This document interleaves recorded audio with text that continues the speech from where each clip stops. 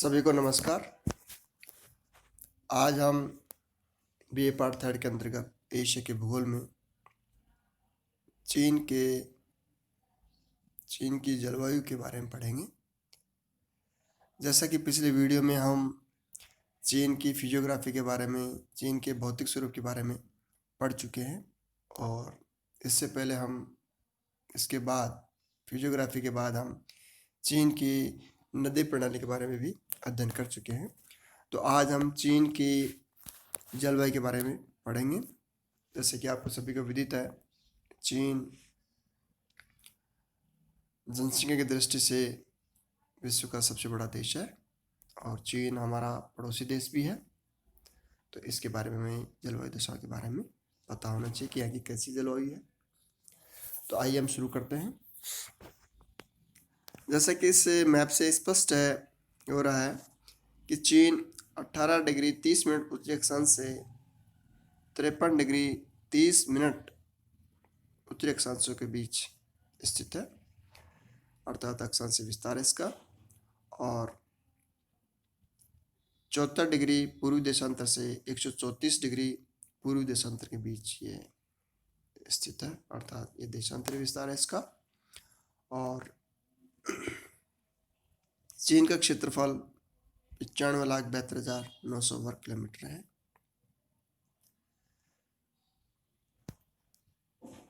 जैसा कि इस नक्शे में चीन को हमने प्राकृतिक प्रदेशों में बांटा है, इसके बारे में भी पहले हम बता चुके हैं। जैसे कि इसको 15 प्राकृतिक प्रदेशों में बांटा गया है।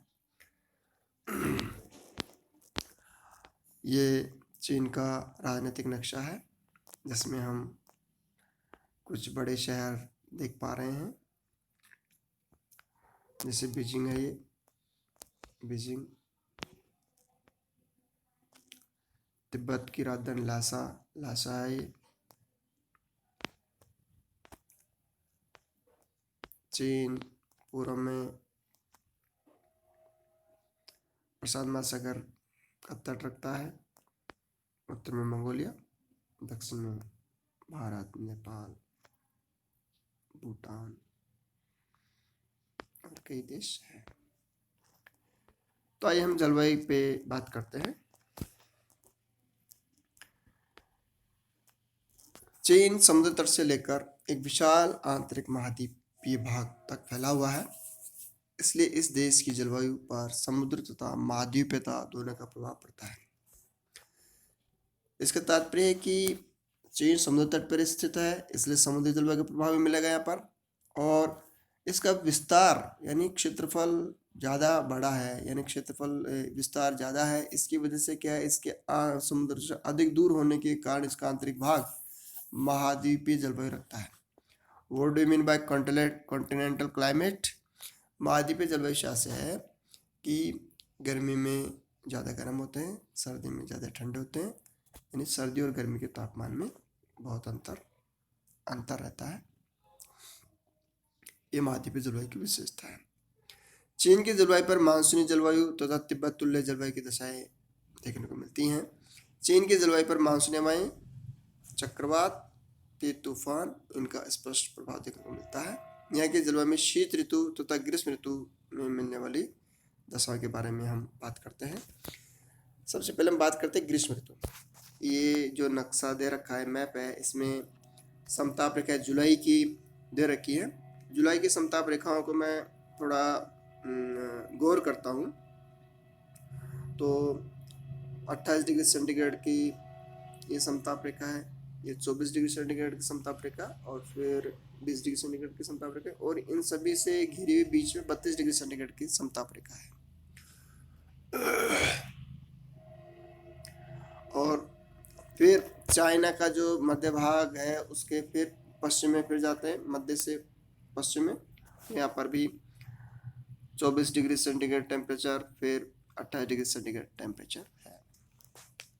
तो इससे महाद्वीपीयता का प्रभाव स्पष्ट नजर आ रहा है।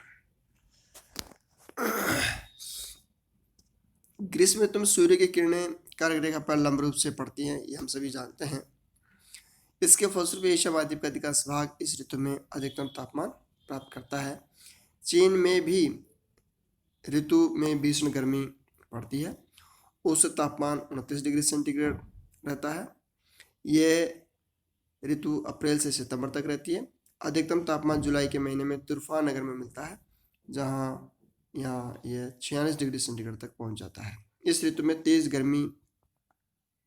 गर्म हवाएं तथा लू चलती है। उत्तरी और तापमान में कुछ कमी आ जाती है।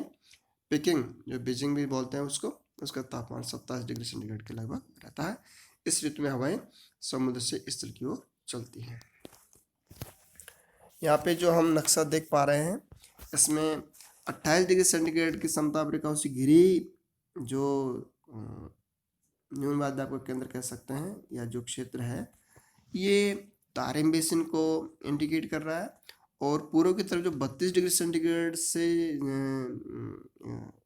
घेरे हुए जो क्षेत्र है, 32 डिग्री सेंटीग्रेड की समताप रेखा, वो एक तरह से रेड बेसिन को इंगित कर रहा है। अब हम बात करते हैं शीत ऋतु के बारे में। शीत ऋतु में मध्य एशिया के गोबी के मरुस्थल पर उच्च भार का केंद्र स्थापित हो जाता है, जिसके फलस्वरूप शुष्क एवं ठंडी हवाएं ठंडी हवाएं स्थल से समुद्र की ओर चलती है। ये हवाएं बहुत ठंडी होती हैं, अतः उत्तरी तथा मध्य चीन में तापमान गिर जाता है। इस ऋतु में उत्तरी चीन में औसत तापमान -12 डिग्री सेंटीग्रेड तक मिलता है। मध्य चीन में औसत तापमान -24 डिग्री सेंटीग्रेड तक मिलता है। समस्त उत्तरी तथा मध्य चीन में बर्फ जम जाती है। उच्च पर्वतीय प्रदेशों में तापमान और भी गिर जाता है। तूफान में -10 डिग्री सेंटीग्रेड तथा पेकिंग में -40 डिग्री सेंटीग्रेड तापमान शीत ऋतु में पहुंच जाता है। मंचूरिया के हार्बिन में इस समय 22 डिग्री सेंटीग्रेड मिलता है। दक्षिणी चीन में औसत तापमान 8 डिग्री सेंटीग्रेड मिलता है। कैंट नगर का तापमान -12 डिग्री सेंटीग्रेड तक रहता है। इस ऋतु में उत्तरी चीन में तेज रेतीली तूफान चलते हैं। इन शहरों को हम देख सकते हैं यहाँ पर।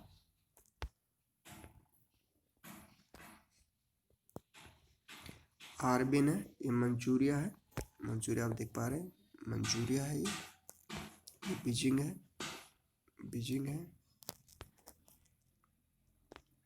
वुहान है, जो भी वर्ल्ड स्तर पर चर्चा में है। कोविड-19 के शुरुआत यहीं से मानी जाती है। ये कैंटन शहर है।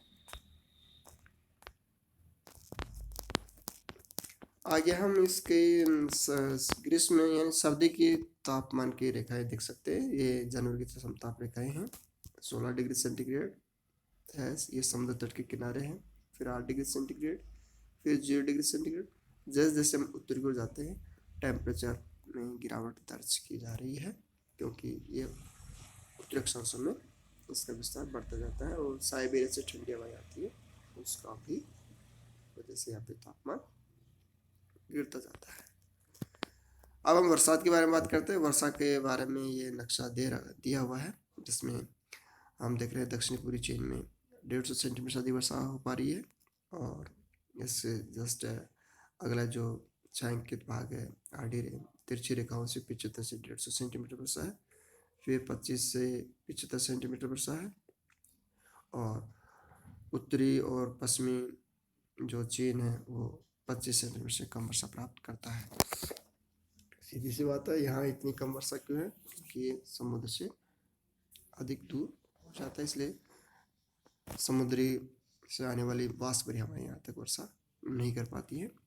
जो कुछ बरसात होती है वो प्रतिचक्रवाती दिशाओं से बर्फीले बर्फ के रूप में होती है। चीन में होने वाली वर्षा का 93% भाग ग्रीष्म ऋतु में प्राप्त होता है। ग्रीष्म ऋतु में हवाएं समुद्र से स्थल की ओर चलती है, जिसके फलस्वरूप हवाएं पानी से भरी होती हैं।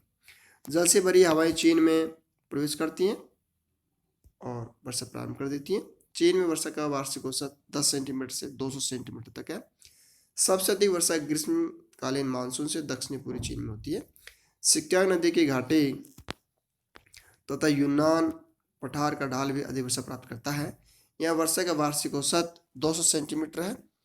उत्तर की ओर वर्षा कम होती है। मध्य चीन में वर्षा का औसत 75 सेंटीमीटर है तथा उत्तरी चीन में वर्षा का औसत केवल 55 सेंटीमीटर है। शीत ऋतु में वर्षा, शीत ऋतु में कुछ वर्षा समुद्र को पार करके पुनः चीन के दक्षिणी तट पर प्रवेश करने वाली हवाओं से हो जाती है। इस ऋतु में मध्य चीन भी कुछ वर्षा प्राप्त करता है। चीन के बरसात में चक्रवातों का बड़ा हाथ है। चीन के दक्षिणी पूर्वी तटीय भाग में ग्रीष्म ऋतु में चलने वाले चक्रवात सबसे अधिक वर्षा करते हैं। ये चक्रवात टाइफून के नाम से विख्यात है। इनकी चलने की गति 250 किलोमीटर प्रति घंटा तक होती है। ये इन तटीय भागों में घनघोर वर्षा करते हैं और यही कारण है कि चीन का यह दक्षिणी पूर्वी भाग सबसे अधिक वर्षा प्राप्त करता है। जैसा कि इस नक्शे से भी स्पष्ट है, दक्षिणी पूर्वी भाग सबसे ज़्यादा वर्षा प्राप्त करता है। शीत ऋतु में मध्य एशिया से चलने वाले प्रति चक्रवात उत्तरी तथा मध्य चीन में कहीं कहीं बर्फ के रूप में वर्षा करते हैं।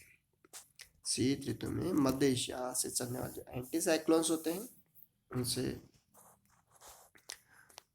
चीन में कहीं कहीं बर्फ के रूप में वर्षा करते हैं। इस प्रकार चीन की वर्षा में चक्रवातों का बहुत बड़ा प्रभाव है। यहाँ कुछ चीन के प्रतिनिधि नगर हैं, उनके जनवरी और जुलाई के तापमान और वार्षिक वर्षा दी हुई है। आपने ध्यान से सुना, आप सभी को धन्यवाद।